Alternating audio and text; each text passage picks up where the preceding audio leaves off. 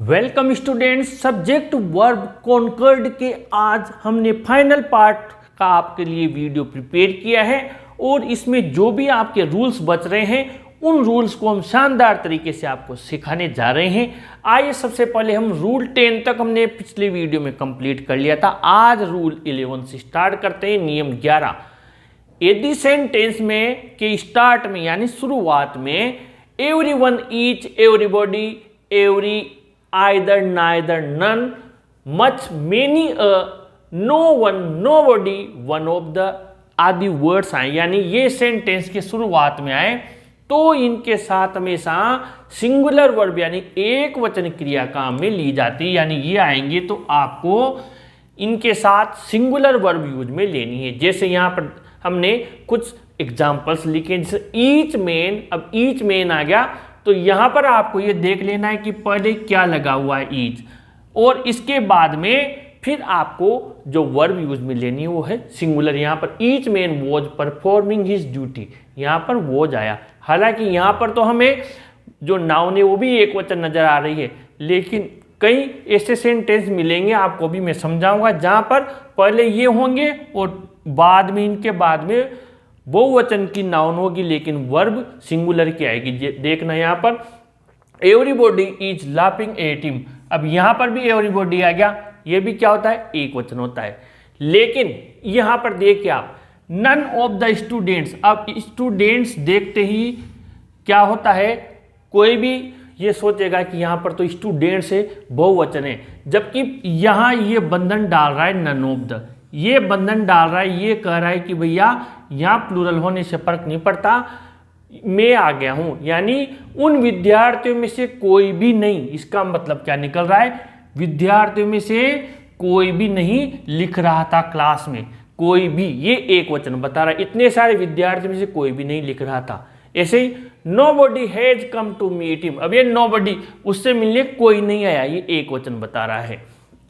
अब हम आगे बढ़े, मेनी। अब मेनी जहां पर आप ध्यान देंगे, मेनी का मतलब हमने सीखा है कि मेनी आता है प्लूरल काउंटेबल नाउन के साथ, यानी कि जिन्हें गिना जा सके, बहुवचन हो, उनके साथ मेनी आता है। लेकिन यहाँ पर साथ में क्या हो गया, अ लग गया, यानी कि इसको हम हटाकर इसको पढ़ेंगे तो ये पढ़ेंगे मेनी, यानी मेनी। बात तो वही निकल रही है, लेकिन इसके साथ में आप देखिए नाउन भी सिंगुलर की है और वर्ब भी सिंगुलर की है, एक वचन की है।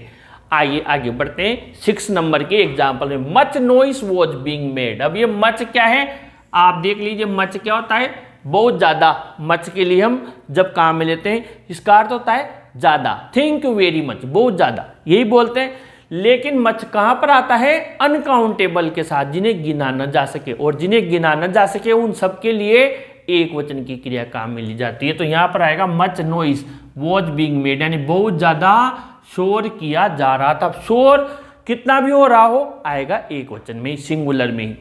तो ये आपको ये वर्ड्स जो भी मैंने लिखे इन्हें ध्यान रखना है, और ये आए आपको ध्यान रखना है कि एक वचन की क्रिया काम में लेनी है। ये देख के क्वेश्चन नंबर, ये example number 7, one of the players. अब यहाँ पर प्लेयर्स नजर आते, स्टूडेंट क्या करते हैं, प्लूरल की वर्ब लगा देते हैं, क्योंकि यहाँ पर प्लेयर्स उन्हें नजर आ रहा है और प्लेयर्स क्या होता है, बहुवचन होता है। लेकिन इस पर बंधन डाल रहा है ये वन ऑफ द, ये चीज यहां पर बता रही है कि जो खिलाड़ी थे उनमें से एक अच्छी फील्डिंग कर रहा था, इसलिए यहां पर ये जो वर्ब आई है सिंगुलर की आई। क्यों आई, क्योंकि वन ऑफ द, जो इतने सारे खिलाड़ी थे, 11 खिलाड़ी फील्डिंग कर रहे थे, उनमें से एक व्यक्ति अच्छी फील्डिंग कर रहा था, तो ये वो जाए, भले यहाँ पर प्लेयर से, लेकिन ये वन ऑफ द बंधन डाल रहा है, जिसे नन ऑफ द, ऐसे वन ऑफ द, ठीक है।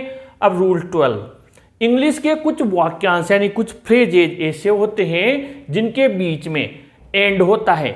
अब एंड होने से हम क्या सोचते हैं कि ये तो बहुवचन है, प्लूरल है, एंड होते ही, क्योंकि एंड कब आता है, जब दो चीजें होती है, बहुवचन प्रतीत होते हैं, यानी वो हमेशा लगता है कि बहुवचन है, लेकिन वे एक इकाई यूनिट माने जाते हैं। वो नजर तो ऐसे आएंगे जैसे बहुवचन है, लेकिन उन्हें एक यूनिट माना जाता है, एक इकाई, तथा उनके साथ क्रिया भी एक वचन की ही आती है, और उनके साथ जो क्रिया काम में लेंगे वो भी सिंगुलर की लेंगे।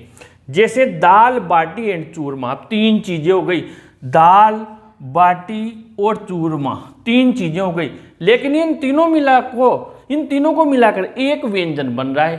क्या बन रहा है? एक डिश बन रही है। तो यहां पर हम कहा मिलेंगे is my favourite dish. Dal baati and churma 3 चीजें हो गई, लेकिन ये खाना है, एक फूड है, और इसको एक वचन माना जाएगा, एक इकाई माना जाएगा। तो यहां पर हमें इज काम में लेना है। अब आगे बढ़े। Slow and steady wins the race, और ये आपको पता होगा, ये मोरल भी लिखते हैं हम कहानी का, धीमे चलना लेकिन लगातार चलने वाला हमेशा विजयी होता है। तो यहाँ पर विंस आएगा। क्यों आएगा? क्योंकि ये एक कहावत है। ब्रेड एंड बटर, ये एक फूड हो गया। अब ब्रेड एंड बटर, यूं तो एक ब्रेड और बटर 2 हो गए, लेकिन इन दोनों को मिलाकर हमें एक इकाई माना जाएगा, ब्रेड एंड बटर। यहाँ पर एक भोजन है, फूड है। इज हिज ब्रेकफास्ट, उसका ब्रेकफास्ट में 3 चीजें लेता हो, लेकिन वो सब एक फूड हो गया, एक इकाई हो गया, इसलिए यहाँ पर आप इज काम में लेंगे। टाइम एंड टाइड, ये भी एक कहावत है कि समय और ज्वार किसी का इंतजार नहीं करते हैं। तो यहाँ पर टाइम एंड टाइड भी क्या हो गया? एक इकाई हो गया, इसलिए यहाँ पर आप क्या करेंगे? सिंगुलर वर्ब काम में लेंगे। अब रूल 13 देखते हैं। निश्चित दूरी, कोई दूरी है, डिस्टेंस, राशि है, कोई सी भी राशि हो, पैसा, और समय, टाइम, और मात्रा, क्वांटिटी, बताने वाले शब्दों के साथ एक वचन की क्रिया आती है, यानी इनके साथ भी सिंगुलर वर्ब आती है। जैसे क्योंकि वे भी एक इकाई माने जाते हैं, क्योंकि वो भी एक इकाई माने जाते हैं। 100 किलोमीटर, हम कहें 100 kilometres, is a long distance, is a long distance, बहुत लंबी दूरी होती है। अब यहां कहा तो 100 किलोमीटर्स, लेकिन दूरी उसको एक इकाई मान लिया। 100 किलोमीटर लंबी दूरी होती है, होते हैं नहीं कहते। देखिए यहां पर 15 किलोग्राम्स घी, अब घी की मात्रा 15 kilograms, is much costly now, लेकिन जो घी की मात्रा पूछी यहाँ पर 15 किलोग्राम घी आज की तारीख में बहुत महंगा है, यानी हर कोई 15 किलो के घी का टिन नहीं ले सकता, यानी 15 किलोग्राम्स घी इज, यहाँ पर क्या है? एक मात्रा हो गई 15 किलोग्राम। देखिए 10 kilometre is a long distance to walk, 10 kilometre क्या है? भले ही यहाँ दे दिया, लेकिन यहाँ देखिए इस जगह पर ये क्या है? ये 10 किलोग्राम की है, ये एक क्या है? मात्रा है, एक यूनिट है, एक इकाई है। ऐसे 10 किलोमीटर क्या है? एक दूरी है, एक मात्रा है, एक इकाई हो गया। 10 किलोमीटर एक लंबी दूरी होती है पैदल चलने के लिए।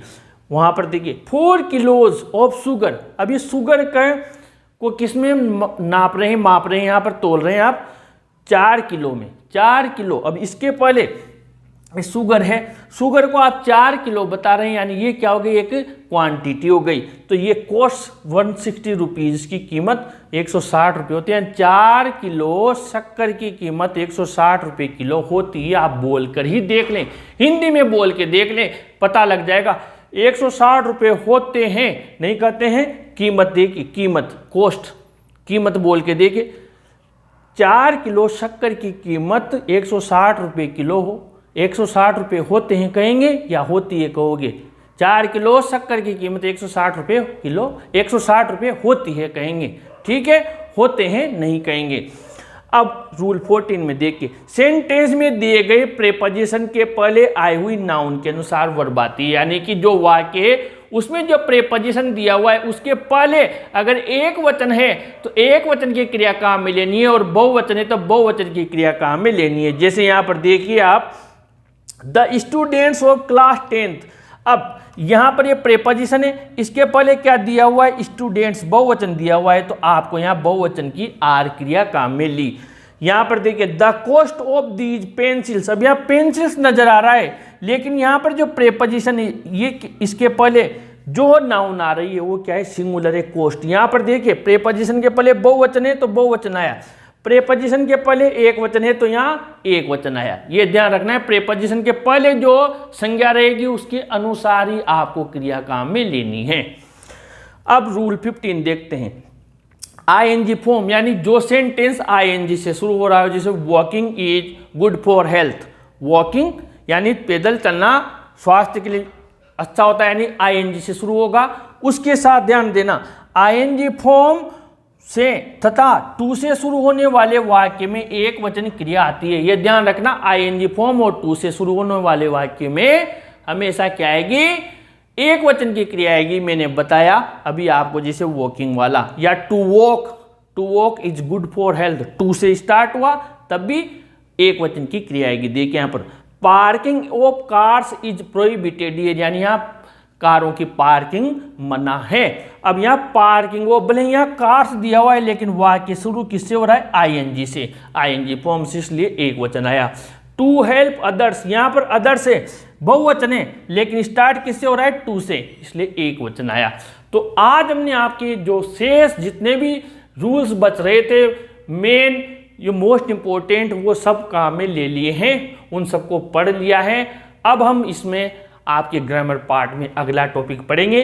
आप इसका स्क्रीनशॉट ले लीजिए और इन वर्ड्स को तो एक ही उपाय है, इनको याद रखना, क्योंकि आप इनको याद रखेंगे, इनकी प्रैक्टिस करेंगे तो ये धीरे धीरे पूरे ईयर आपके एग्जाम तक आप लोगों के हैबिट में आ जाएंगे। आप लोग इनसे परिचित हो जाएंगे, इनको जानने लग जाएंगे कि ये तो उस ग्रुप के सेंटेंस वर्ड्स हैं और इनमें तो एक वचन आता है, ये वो हैं जो कि एक इकाई के रूप में होते हैं, ये दूरी समय मात्रा वाले हैं और ये आईएनजी वाले हैं, टू वाले हैं, इनमें एक वचन आता है। ऐसे आप समझ जाएंगे, लेकिन प्रैक्टिस जरूरी है। किसी भी चीज़ की आप जितनी प्रैक्टिस करेंगे, जितने टेस्ट देंगे, आप उतने परफेक्ट हो जाएंगे। इस वीडियो को लाइक शेयर कीजिए और अपने चैनल को भी जरूर सब्सक्राइब कीजिए स्टूडेंट्स। Thank you.